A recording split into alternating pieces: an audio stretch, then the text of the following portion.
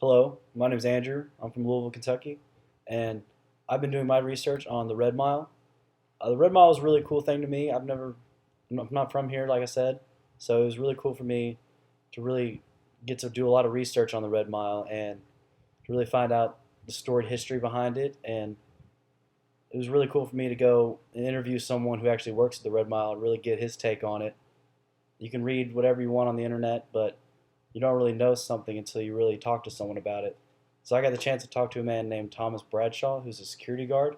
He works the night shift at the Red Mile, and he really told me like kind of the business aspect behind the Red Mile, like what makes it run in and out, what he does on like a day-to-day basis, or I guess you can say night-to-night basis because he works nights, and he really takes pride in his work. He really prides himself on going above and beyond. He told me how he every night before he leaves, he really doesn't just do his job. He helps out with everyone's job. He'll help clean up, and really his main job is making sure all the doors are locked, making sure the money's safe.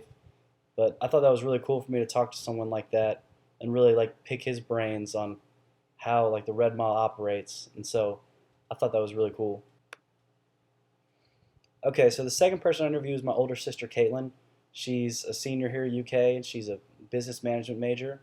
Uh, I talked to her about like kind of what the social aspect of the Red Mile was, and different from what Thomas had to say, she was more talking about like how fun it was to go up there like on a night like nice night in the fall, watching the horses run, going like on dollar beer nights and stuff like that, really having a good time with your friends, and so that was pretty cool to me. That even though she's really like she has an interest in horses, but it's not like her passion or anything, and just being able to go up there and watch horse races and have a good time with your friends was something that was really cool to her and really important to her, like throughout her time through college.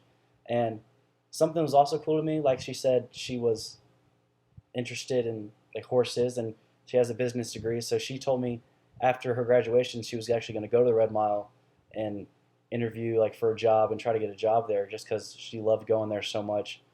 I think that's really cool. Like I'm glad I picked the Red Mile just because it's a cool place, it's a fun place, and it's a place people can really call home. Okay, so I was really struggling to find a third person interview. I really didn't know anyone who lives in Lexington or like used to live in Lexington.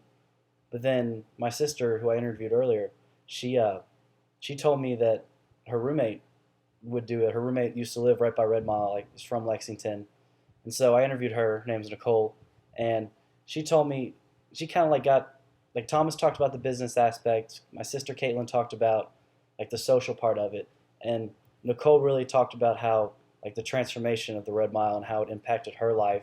And I thought that was pretty cool.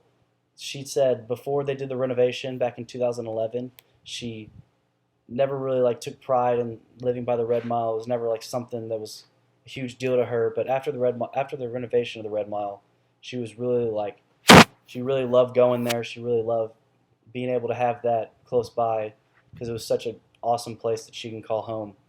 So I thought that was pretty cool to hear that side of the story from her.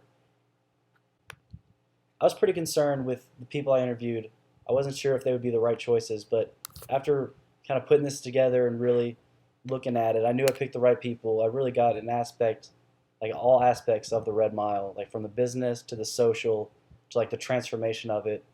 And so I was really happy, ended up being really happy with the choices I made and the people I interviewed. And I really enjoyed this assignment. It's a lot better than typing like a research paper because you really got to pick people's brains and they really explained why they cared about the Red Mile so much and why it's so important to them, and that was cool to me.